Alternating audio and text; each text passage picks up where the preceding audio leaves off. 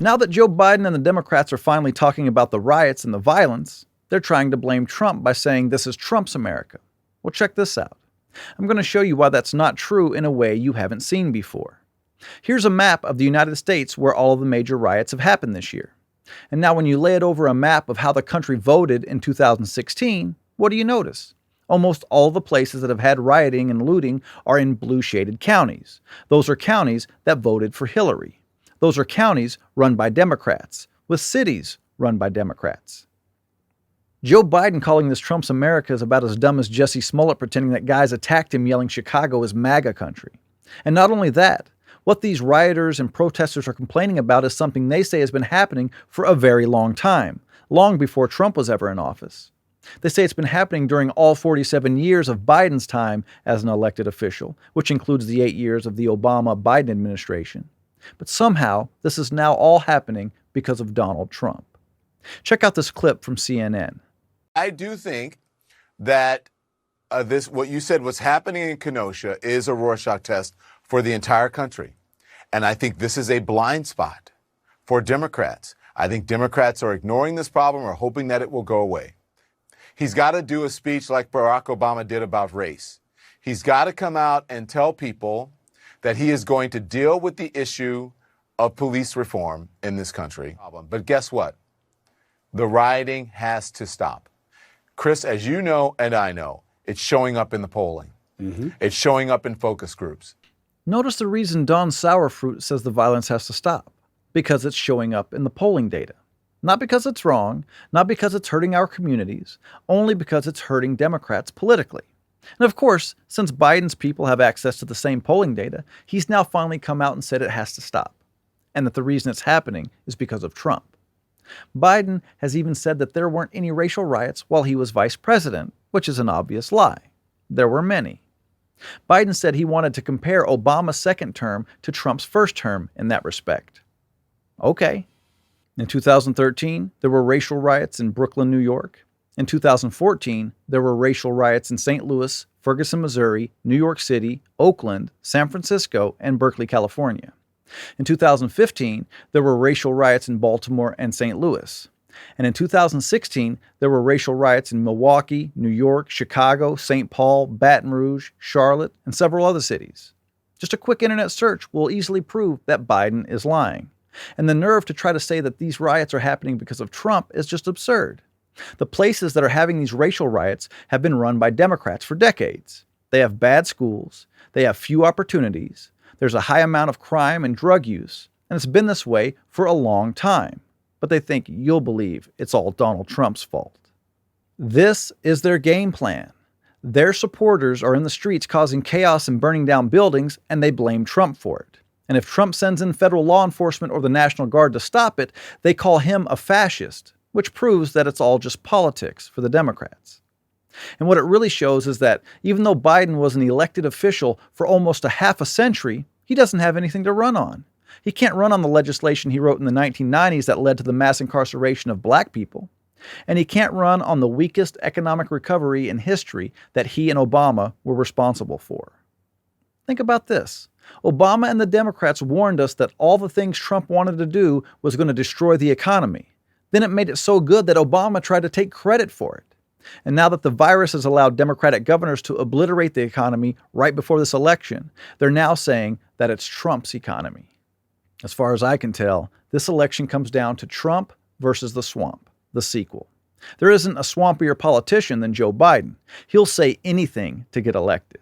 In previous elections, he lied about his education. Question, what law school did you attend, and where did you place in that class?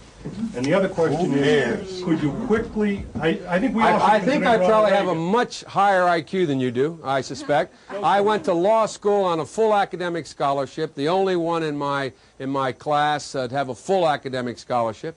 In the first year in law school, I decided I didn't want to be in law school and ended up in the bottom two-thirds of my class, and then decided I wanted to stay, went back to law school, and in fact ended up in the top half of my class. I won the International Moot Court competition. I was the outstanding student in the political science department at the end of my year. I graduated with 3 degrees from undergraduate school and 165 credits, only need 123 credits, and I'd be delighted to sit down and compare my IQ to yours if you'd like, Frank. Biden did not graduate in the top half of his class. He graduated 76th of 85 students in his law school class. He did not graduate with 3 degrees. He did not have a full scholarship. And no, he did not win top honors in his undergraduate discipline. He also got caught plagiarizing his speeches. Democratic presidential candidate Joseph Biden today faces a controversy.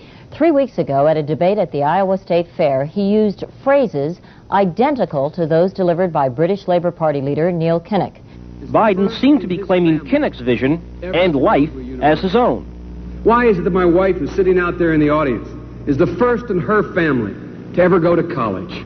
Why is Gladys the first woman in her family in 1,000 generations to be able to get to university? My ancestors who worked in the coal mines in northeast Pennsylvania don't come up after 12 hours and play football. 8 hours underground and then come up and play football. It's because they didn't have a platform upon which to stand.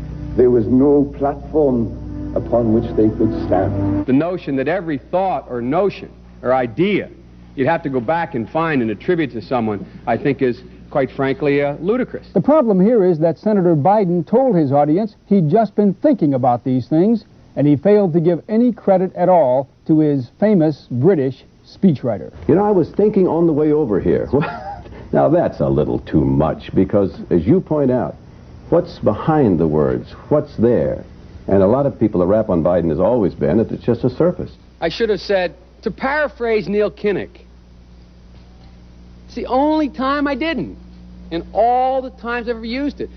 But CBS News found a tape of a second instance. It reappeared in the New York Times with a new charge, that Biden had appropriated a famous litany from the late Robert Kennedy about what the gross national product cannot measure. It cannot measure the health of our children, The health of our children, the quality of our education, the quality of their education, the joy of their play, or the joy of their play. Biden gave Kennedy no credit. He has also quoted or paraphrased John Kennedy, Hubert Humphrey, and British Labour Party leader Neil Kinnock, all without credit. Joseph Biden admitted today that he committed plagiarism when he was in law school. He said it was a mistake, but that it was unintentional. He quoted 5 pages of someone else's work without proper citation. I've done some dumb things, and I'll do dumb things again. And now, in his current mental state, he's got the spine of a jellyfish. He went from being Lunchbox Joe to Lunch Bolshevik Joe in a matter of months. That's why it took him so long to speak out against the violence. Those are Bernie supporters in the streets rioting, which now means they're his supporters in the streets, looting and starting fires and getting in people's faces. After the last night of the Republican National Convention, as people were leaving, this is what Biden's supporters were doing.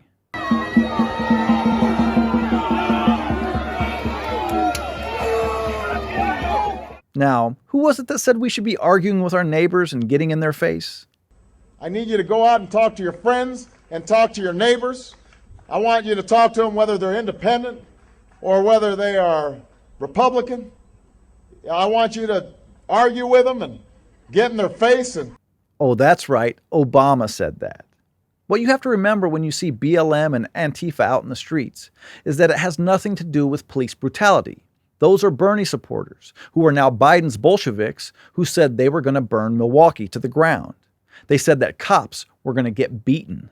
Bernie doesn't get the nomination, or it goes to the second round at the DNC convention, Milwaukee will burn. It'll start in Milwaukee, and then when the police push back on that, and other cities will. The cops are going to be the ones that are getting beaten in Milwaukee. So if Trump gets reelected, what? Cities burn. The only way to stop people like that from taking over our country is to re-elect Donald Trump. But that alone is not going to stop him. We have to stand up to him. We have to stand with our law enforcement. The civil unrest we're seeing is not about Jacob Blake or George Floyd. Those are just useful moments for their cause. Organizations like the NBA don't realize who they're standing with, but Joe Biden and Kamala Harris do. And that's why this election is so important.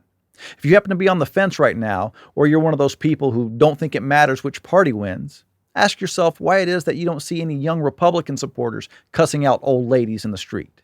And then ask yourself, why hasn't the Democrat Party denounced what their supporters did on the last night of the Republican National Convention?